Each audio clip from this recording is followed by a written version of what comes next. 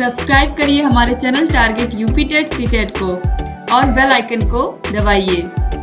Hello दोस्तों, मैं आनंद स्वागत करता हूं आप सभी का आपके अपने चैनल और app target UP TET CTET में। दोस्तों ये देखिए आपकी डीएलएड 2024 संस्करण का आपका राजन सीरीज है कंप्यूटर विषय का, मतलब आपकी नई राजन सीरीज है जिसके सभी प्रश्नों को मैं आपको सॉल्व करा रहा था। बहुविकल्पीय प्रश्नों में 35 प्रश्न पार्ट 1 में मैंने कंप्लीट करा दिए हैं और ये आपका पार्ट 2 है। ठीक, दूसरी क्लास है आपकी। इससे पहले एक क्लास हो चुकी है जिसमें 35 प्रश्न मैं आपको करा चुका हूं। ठीक, अब ये आपके जो राजन सीरीज में प्रश्न दिए हैं वही प्रश्न है, बस यहाँ पे इस तरीके से मैंने सेट किया कि आप अच्छे से समझ पाओ। ठीक है, तो चलिए स्टार्ट करेंगे। इससे पहले क्लास अगर आपने नहीं देखी है तो नीचे डिस्क्रिप्शन में लिंक दिया गया है, वहां से जाकर के आप कंप्यूटर के सामने का लिंक क्लिक करोगे तो वहां पे आपको कंप्यूटर के सभी क्लासेस देखने को मिल जाएंगी, जिसमें से आपको एक ये क्लास भी मिल जाएगी। ठीक है, पहले मैंने जो चैप्टर वाइज पढ़ाया है वह क्लासेस है, उसके बाद आपका राजन सीरीज ये क्लासेस आपको मिल जाएंगी, फिर पवन सीरीज, फिर प्रीवियस ईयर क्वेश्चन पेपर।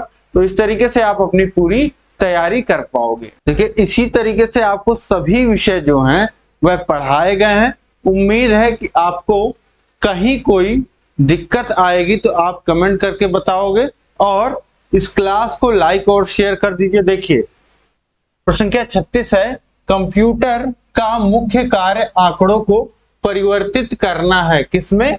सूचना में, यूनिक्स में, लिनक्स में या इनमें से कोई नहीं। तो देखिए कंप्यूटर का जो मुख्य कार्य होता है, जो भी आप इनपुट देते हैं उसको प्रोसेस करता है कंप्यूटर और उसको एक इंफॉर्मेशन के रूप में, एक सूचना के रूप में, एक वैल्यूएबल इंफॉर्मेशन के रूप में आपको देता है। तो यहाँ पे जो सही ऑप्शन हो जाएगा ऑप्शन आ, सूचना के रूप में, इंफॉर्मेशन के रूप में जो भी आंकड़े दिए हैं उसको इंफॉर्मेशन के रूप में कंप्यूटर परिवर्तित करता है। इसके बाद देखिए प्रश्न संख्या 37 है, प्रोसेसिंग कहलाती है डेटा को व्यवस्थित करना, डेटा की गणना करना, उपयुक्त दोनों या इनमें से कोई नहीं। प्रोसेसिंग, मैंने अभी आपको बताया ना कि आप कंप्यूटर को इनपुट देते हैं और कंप्यूटर क्या करता है, इसके बाद जो भी आपका इनपुट होता है उसकी प्रोसेसिंग करता है और उसके बाद आपको आउटपुट मिलता है। ठीक है, इसके बाद आपको आउटपुट मिलता है।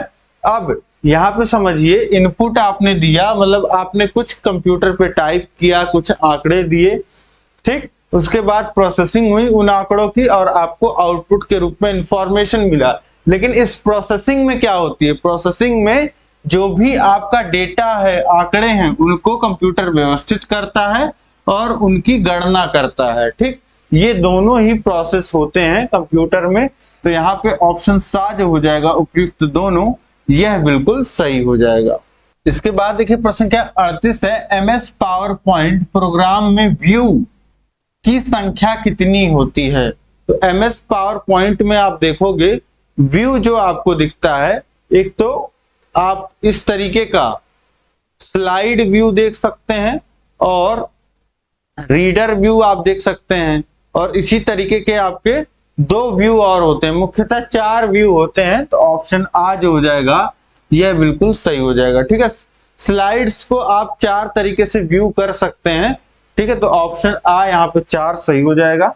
इसके बाद देखिए प्रश्न संख्या 39 है, बाजार में सर्वप्रथम विंडोज के साथ संयुक्त रूप में पावर पॉइंट का कौन सा वर्जन आया। मतलब कि बाजार में जो विंडोज सॉफ्टवेयर आता है ऑपरेटिंग सिस्टम, उसके साथ कौन सा ऐसा पावर पॉइंट का वर्जन था जो विंडोज के साथ ही आया था। तो वो था 3.1। ऑप्शन बा जो हो जाएगा यह बिल्कुल सही हो जाएगा। इसके बाद हम लोग देखेंगे प्रश्न संख्या 40 है, एफटीटीपी का पूरा नाम है। एफटीपी का पूरा नाम है, एफटीपी मतलब होता है फाइल ट्रांसफर प्रोटोकॉल। यहाँ पे देखिए कहां लिखा है, फाइल ट्रांसफर प्रोटोकॉल। ऑप्शन बा में आपको दिया है, तो ऑप्शन बा जो हो जाएगा बिल्कुल सही हो जाएगा। इसके बाद देखिए प्रश्न संख्या 41 है, फ्री ट्रायल वर्जन सॉफ्टवेयर की एक्सपायरी अवधि कितनी होती है। कोई भी आप सॉफ्टवेयर फ्री ट्रायल मतलब क्या होता है कि आप उस सॉफ्टवेयर को इस्तेमाल करके देख रहे हो कि वह कैसा चलता है, कैसा काम करता है। ठीक, तो वो ट्रायल आपको मिलता है 30 दिनों का। ठीक, तो ऑप्शन बा जो हो जाएगा, इसकी ट्रायल अवधि की जो एक्सपायरी होती है, एक्सपायरी वह कितनी अवधि की होती है, तो 30 दिनों की होती है। ऑप्शन बा यहाँ पे सही हो जाएगा। प्रश्न संख्या 42 है, किसी आईपी एड्रेस में कितने भाग होते हैं।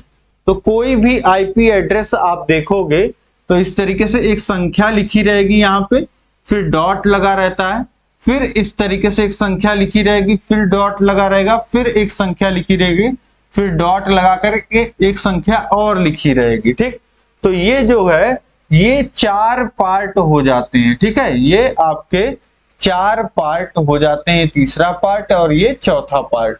इस 4 पार्ट में आपका आईपी एड्रेस होता है। आईपी एड्रेस ये कंप्यूटर जिस डिवाइस से इंटरनेट का इस्तेमाल किया है, मतलब उस डिवाइस का पहचान होता है या उस नेटवर्क का पहचान होता है, ये आईपी एड्रेस। तो ऑप्शन दा जो हो जाएगा 4, ये बिल्कुल सही हो जाएगा। इसके बाद देखिए प्रश्न संख्या 43 है, कंप्यूटर शब्द अंग्रेजी के किस शब्द से बना है। Computer, chip, com, compute, condition.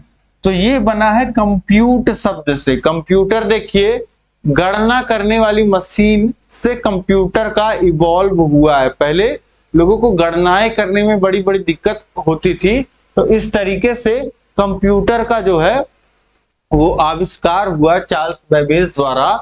अब इसको अंग्रेजी भाषा के किस पे रखा गया, कंप्यूट। कंप्यूट मतलब होता है गणना करना, तो यहां पे हो जाएगा ऑप्शन सा, कंप्यूट से ही कंप्यूटर बना है। ऑप्शन सा सही हो जाएगा। इसके बाद हम लोग देखेंगे प्रश्न संख्या 43 है, ऑपरेटिंग सिस्टम का मुख्य उद्देश्य है। किसी भी ओएस का, ऑपरेटिंग सिस्टम का मुख्य उद्देश्य क्या होता है। अनुभाषक, कंप्यूटर के उपयोग को सरल बनाना, निर्वाचक या संग्रहित करना। तो देखिए ऑपरेटिंग सिस्टम ओएस क्या करता है, जितने भी कंप्यूटर के हार्डवेयर हैं उनको अच्छे से इस्तेमाल करता है। ठीक है, उनको अच्छे से इस्तेमाल करने लायक बनाता है, और जो भी उपयोग करता है कंप्यूटर को, जो इस्तेमाल कर रहा है, उसको किस तरीके से आसानी से वह कंप्यूटर को इस्तेमाल कर पाए, इसका बहुत खासा ध्यान रखा जाता है। ठीक है, आसानी से कैसे इस्तेमाल कर पाएगा, जब कंप्यूटर के सभी जो हार्डवेयर हैं वह अच्छे से काम करेंगे और इफिशिएंटली काम करेंगे। ठीक है, तो इस तरीके से यहाँ पे जो सबसे सही सटीक उत्तर लिखा गया है ऑप्शन, वह कंप्यूटर के उपयोग को सरल बनाना। ठीक है, तो ऑप्शन बा यहाँ पे सही हो जाएगा। इसके बाद देखिए प्रश्न संख्या 45 है, लाइनेक्स ऑपरेटिंग सिस्टम है। देखिए जैसे आपका माइक्रोसॉफ्ट का विंडोज ऑपरेटिंग सिस्टम है, वैसे एक ऑपरेटिंग सिस्टम होता है लाइनेक्स, और इस ऑपरेटिंग सिस्टम के बारे में पूछ रहा है, domain, system utilities, multitasking, multi user एवं मल्टीटास्किंग।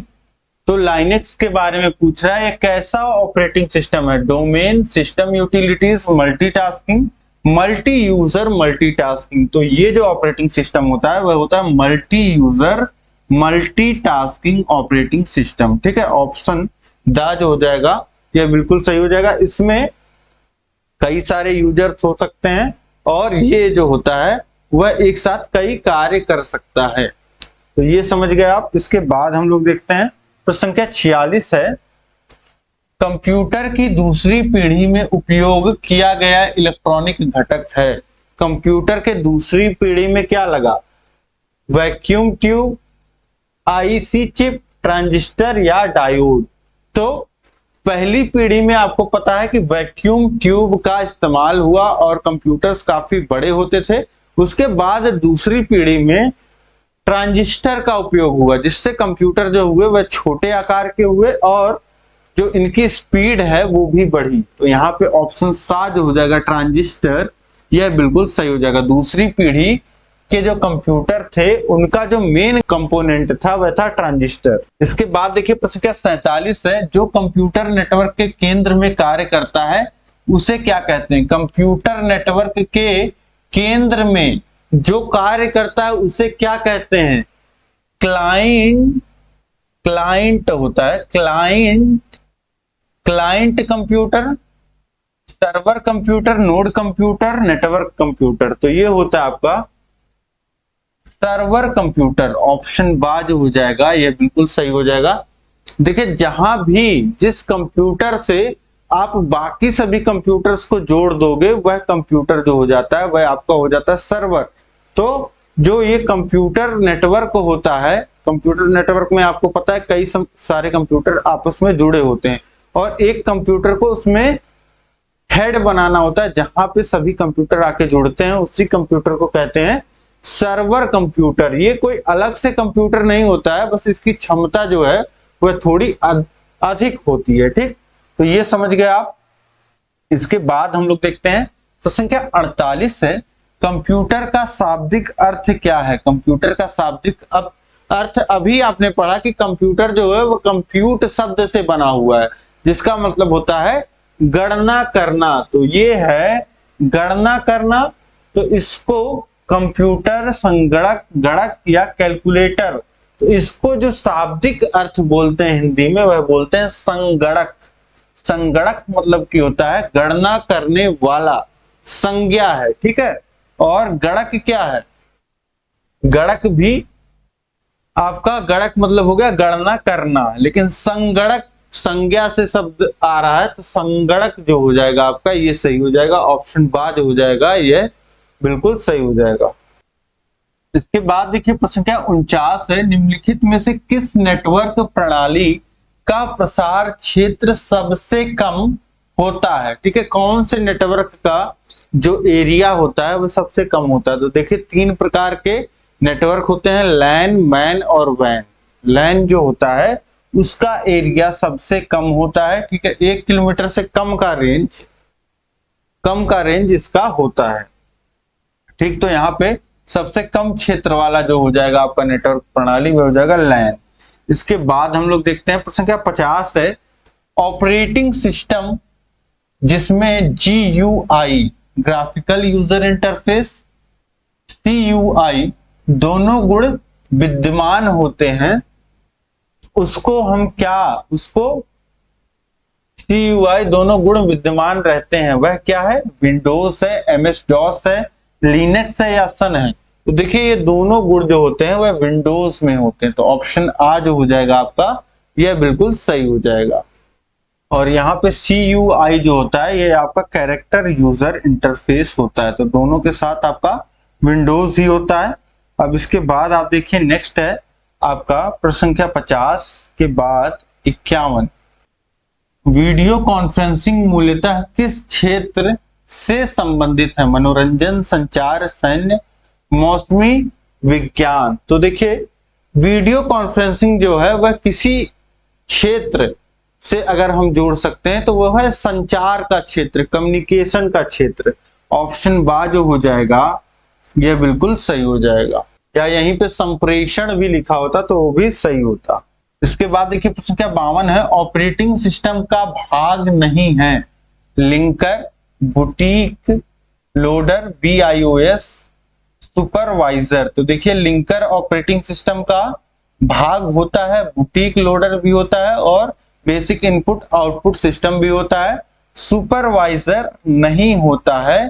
ठीक है, तो इसीलिए ये सही हो जाएगा ऑप्शन दा, क्योंकि आपसे नहीं पूछा है तो सुपरवाइजर नहीं होता है। ऑप्शन दा यहाँ पे सही हो जाएगा। इसके बाद हम लोग देखेंगे प्रश्न संख्या 53 है, वह कौन सी वेबसाइट है जिसकी सहायता से किसी अन्य वेबसाइट का पता लगाया जाता है, क्या कहलाती है, स्पैम, सर्च इंजन, एक्सप्लोरर, उपर्युक्त में सभी। तो यहाँ पे देखिए जो होता है दूसरी वेबसाइट्स का पता लगाना, ये हम किसके द्वारा पता लगाते हैं, एक वेबसाइट हमारी गूगल, एक है याहू, एक है बिंग। तो ये इसको कहते क्या है, इसको कहते हैं सर्च इंजन, खोजने वाला इंजन। नाम से ही देखिए पता चल रहा है सर्च इंजन। ठीक है, जो आपको खोज के देता है जो आप इंफॉर्मेशन चाहते हैं जिस चीज से जुड़ी। ठीक है, तो वही बात है कि कौन सी वेबसाइट जिसकी सहायता से किसी अन्य वेबसाइट का पता लगाया जाता है वो होता है आपका सर्च इंजन, ऑप्शन बा। ठीक है, किसी वेबसाइट को आप सर्च करोगे गूगल पे वो आपको रिजल्ट्स दिखा देगा। अब इसके बाद हम लोग देखते हैं प्रश्न संख्या 54 है, डेटा को व्यवस्थित करना या उसकी गणना करना कहलाता है। प्रोसेसिंग करना, ये देखिए पहले ही ऑप्शन में आपको दिया है, दूसरे में दिया है इनपुट करना, तीसरे में तुलना करना, उपयुक्त में से कोई नहीं। तो ये नहीं सही है। कंप्यूटर हमारा क्या करता है, मैंने आपको बताया इनपुट प्रोसेसिंग आउटपुट।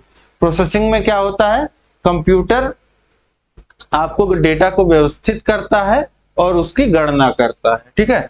तो ये होता है हमारा व्यवस्थित करना और उसका गणना करना, प्रोसेसिंग करना कहलाता है। ऑप्शन आ जो हो जाएगा ये बिल्कुल सही हो जाएगा। इसके बाद हम देखते हैं प्रश्न संख्या 55 है, इंटरनेट पर उपलब्ध सूचनाओं को तलाश सर्च करने में हम प्रयोग करते हैं याहू का, गूगल का, बिंग का। तो ये सभी सर्च इंजन हैं, इन सभी का ही प्रयोग मैंने आपको पहले ही एग्जांपल दिया। तो इन तीनों का ही प्रयोग जो होता है सूचनाओं को खोजने में होता है। ये बात अलग है कि गूगल का इस्तेमाल बहुत ज्यादा होता है, ठीक। तो आप ज्यादातर लोग गूगल ही जानते होंगे, लेकिन याहू और बिंग भी इस्तेमाल होते हैं। तो ऑप्शन दा जो हो जाएगा उपयुक्त सभी, यह बिल्कुल सही हो जाएगा।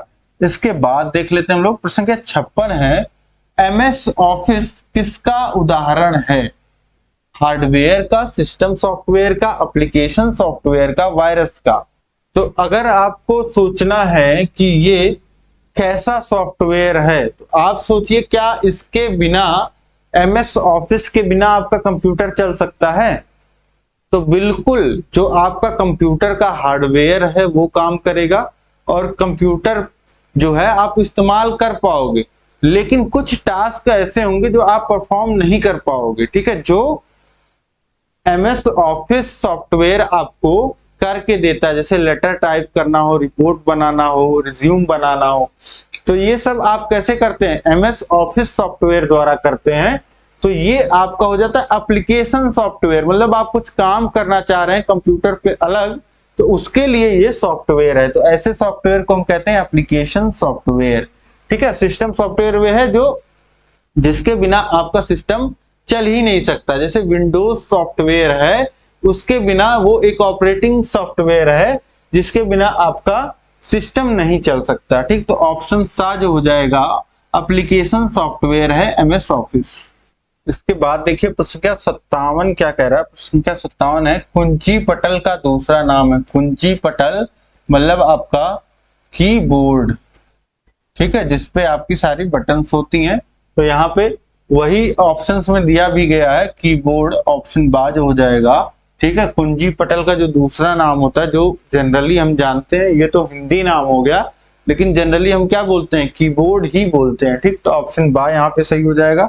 इसके बाद हम लोग देखते हैं प्रश्न संख्या 58, साइंटिफिक मोड किस एप्लीकेशन का भाग है? नोटपैड का, कैलकुलेटर का, MS पेंट का, कोई नहीं।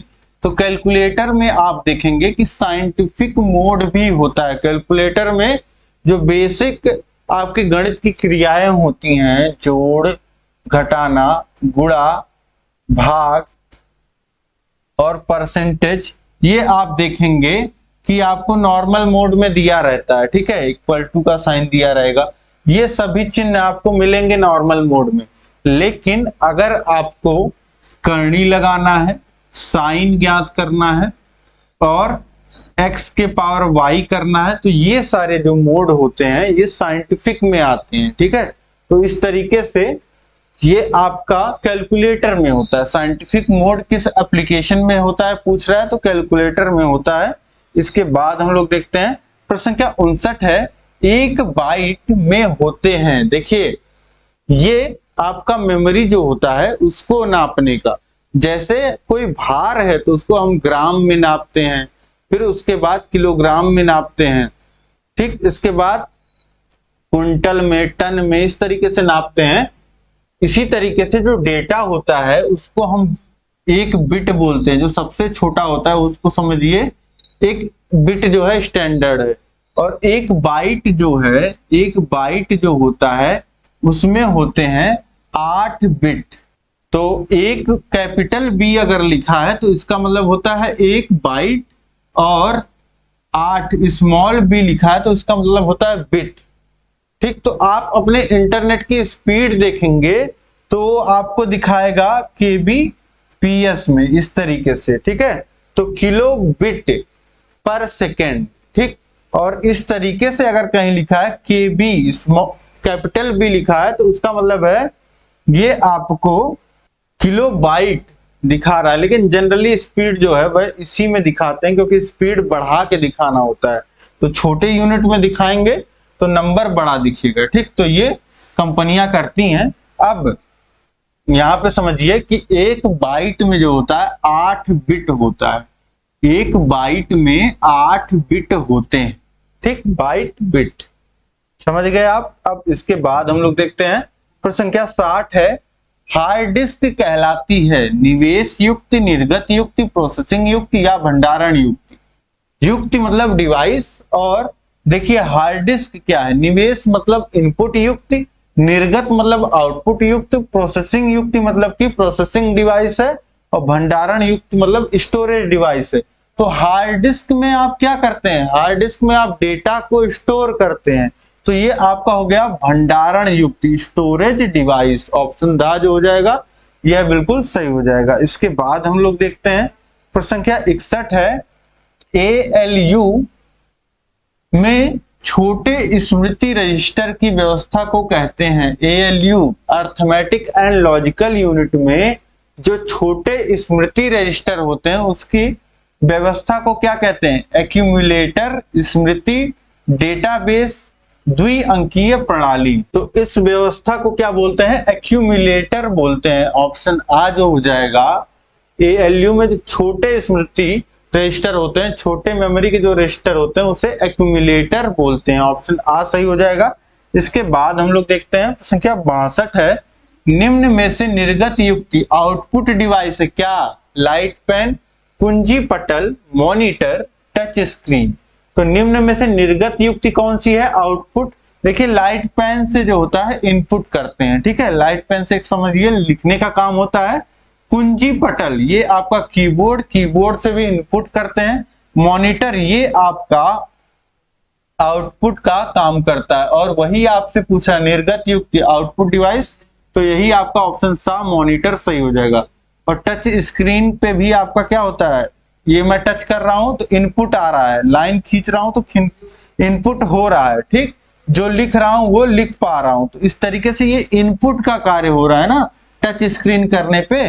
तो इस तरीके से यहाँ पे मॉनिटर सही हो जाएगा। इसके बाद हम लोग देखेंगे प्रश्न संख्या 63 है, कंप्यूटर में एक इकाई से दूसरी इकाई तक आंकड़ों को पहुंचाने का कार्य करता है data bus, address bus, control bus, उपयुक्त सभी। तो ये जो काम होता है आंकड़ों को एक जगह से दूसरे जगह पहुंचाना, ये डेटा बस का काम होता है। देखिए आंकड़ा है मतलब डेटा है, और डेटा को एक जगह से दूसरे जगह कौन पहुंचाएगा, डेटा बस पहुंचाएगा। ऑप्शन आ सही हो जाएगा। इसके बाद हम लोग देखते हैं प्रश्न संख्या 64 है, कंप्यूटर प्रोग्राम कहलाते हैं ऑपरेटिंग सिस्टम, हार्डवेयर, सॉफ्टवेयर या इनमें से कोई नहीं। तो कंप्यूटर में जो प्रोग्राम होते हैं, जो इंस्ट्रक्शंस होते हैं, जो बताए गए होते हैं कंप्यूटर को कब कैसा बिहेव करना है, इस इनपुट पे क्या काम करना है, इस तरीके का इनपुट आएगा तो क्या काम करना है। तो ये जो तरीका होता है, जो ये बातें कंप्यूटर को बताई गई होती है, इंस्ट्रक्शंस दी गई होती हैं, उसके सेट को कहते हैं सॉफ्टवेयर। ऑप्शन सा यहाँ पे सही हो जाएगा। प्रश्न संख्या 65 है, रोम का पूरा नाम है, रोम मतलब होता है रीड ओनली मेमोरी, ठीक। यहाँ पे देखिए ऑप्शन सा में दिया गया है रीड ओनली मेमोरी, यह बिल्कुल सही हो जाएगा। इसके बाद हम लोग देखते हैं प्रश्न संख्या 66 क्या कह रहा है, कंप्यूटर द्वारा परिणामों को प्राप्त करने की विधि कहलाती है। कंप्यूटर से आप परिणाम प्राप्त करो, ठीक है, कोई आउटपुट।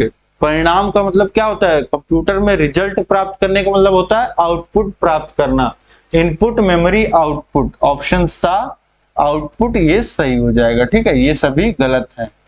इसके बाद देखिए प्रश्न संख्या 67 है, प्रविष्ट किए गए आंकड़ों पर दिए गए निर्देशों के अनुसार प्रोसेसिंग की जाती है। प्रविष्ट किए गए जो आंकड़े हैं पर दिए गए निर्देशों के अनुसार प्रोसेसिंग की जाती है, किसमें, निर्गत इकाई में, आउटपुट में, आउटपुट डिवाइस में नहीं। देखिए क्या बोल रहा है, प्रश्न को अगर नहीं समझ पा रहे हैं तो दोबारा पढ़िए। प्रविष्ट किए गए आंकड़े पर, प्रविष्ट मतलब कि जो भी कंप्यूटर को आंकड़े दिए गए हैं, डेटा दिए गए हैं, पर दिए गए निर्देशों, उस पे जो इंस्ट्रक्शन दिया है, जो आपने बोला है कंप्यूटर को करने को, के अनुसार प्रोसेसिंग की जाती है। कहां पर? निर्गत इकाई में नहीं, आउटपुट इकाई में तो आपको जो रिजल्ट होता है, आउटपुट होता है, वो दिखता है। निवेश इकाई में, इनपुट में तो आप वो बताते हो कि क्या आंकड़े हैं, क्या काम करना है। केंद्रीय संसाधन इकाई में, निवेश निर्गत इकाई में तो ये तो कुछ होता नहीं। केंद्रीय संसाधन इकाई में ऑप्शन सा जो हो जाएगा यहाँ पे, यह बिल्कुल सही हो जाएगा। इसी में जो होता है वह प्रोसेसिंग का काम होता है, केंद्रीय संसाधन इकाई में। इसके बाद देखिए प्रश्न क्या 68 है, कंट्रोल यूनिट होता है। कंट्रोल यूनिट सीयू जिसे शॉर्ट फॉर्म में बोलते हैं, टीवी में, प्रिंटर में, मॉनिटर में, सीपीयू में। तो देखिए आप इस तरीके से कंप्यूटर में ये मॉनिटर स्क्रीन देख पाते हैं और बगल में इस तरीके से ये आपका क्या होता है, ये होता है आपका सीपीयू, सेंट्रल प्रोसेसिंग यूनिट। इसी में आपका एएलयू होता है, अर्थमेटिक एंड लॉजिकल यूनिट। इसी में आपका सीयू होता है, कंट्रोल यूनिट। ठीक, तो ये सीपीयू में होता है। सीयू जो होता है वह सीपीयू के अंदर होता है। ऑप्शन दा जो हो जाएगा सीपीयू में, ये बिल्कुल सही हो जाएगा। इसके बाद हम लोग देखते हैं प्रश्न क्या 69 है, माई डॉक्यूमेंट्स को कहते हैं फोल्डर, फाइल, पर्सनल फोल्डर, अतिरिक्त फोल्डर। ठीक, तो ये माई डॉक्यूमेंट्स फोल्डर तो होता है, लेकिन किस तरीके का? पर्सनल फोल्डर इसको बोलते हैं। तो ऑप्शन सा यहाँ पे यह बिल्कुल सही हो जाएगा। इसके बाद हम लोग देखेंगे प्रश्न क्या 70 है, परिचालन प्रणाली का कार्य है। परिचालन प्रणाली, परिचालन प्रणाली का क्या मतलब होता है? परिचालन प्रणाली का मतलब है आपका ऑपरेटिंग सिस्टम, ओएस जिसे बोलते हैं हम लोग शॉर्ट फॉर्म में। ठीक है, ऑपरेटिंग सिस्टम का कार्य क्या है? स्मृति प्रबंधन, प्रक्रिया प्रबंधन, फाइल प्रबंधन, इनमें से सभी। तो ऑपरेटिंग सिस्टम जो हमारा कार्य करता है वो जितने हमारे हार्डवेयर हैं उनका प्रबंधन। ठीक, हार्डवेयर में क्या होता है? मेमोरी होता है, तो मेमोरी का प्रबंधन। जो प्रक्रिया चल रही है, जो आपका इनपुट दिया है उपयोगकर्ता ने, उसको किस तरीके से उस पे कार्य करना है और कितनी प्रक्रियाएं हैं, सभी प्रक्रियाओं का प्रबंधन, मैनेजमेंट। और फाइल मैनेजमेंट, जितने कंप्यूटर में फाइल हैं उसका मैनेजमेंट, ये सभी काम होता है परिचालन प्रणाली का, ऑपरेटिंग सिस्टम का। ऑप्शन दा जो हो जाएगा ये बिल्कुल सही हो जाएगा। जैसे आपका कंप्यूटर अगर विंडोज का है, उसमें ऑपरेटिंग सिस्टम विंडोज का है, तो उसी विंडो का काम क्या होता है?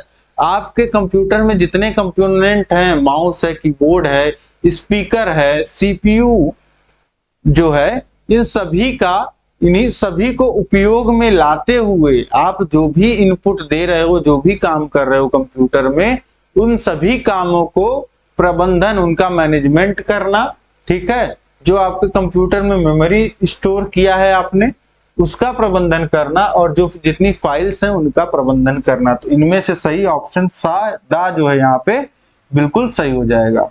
देखिए प्रश्न क्या 70 में आपके जो राजन सीरीज में दिया है वह केवल प्रक्रिया प्रबंधन दिया है। ठीक है, जो कि एक प्रक्रिया प्रबंधन भी सही है, लेकिन ये दोनों भी सही है। स्मृति प्रबंधन और फाइल प्रबंधन का भी काम जो है ऑपरेटिंग सिस्टम करता है। आप समझिए कि जो ऑपरेटिंग सिस्टम है आपका, वो जो भी आपने इनपुट दिया है, जो भी आंकड़े दिए हैं, उसके बाद जो भी काम करने आपने कंप्यूटर को बोला है, वह कंप्यूटर तब तक नहीं कर पाएगा। केवल प्रोसेसिंग का काम थोड़ी कर पाएगा। केवल आपका प्रक्रिया, जो प्रोसेस चल रहा है, उसका प्रबंधन करना काम थोड़ी ना है ओएस का।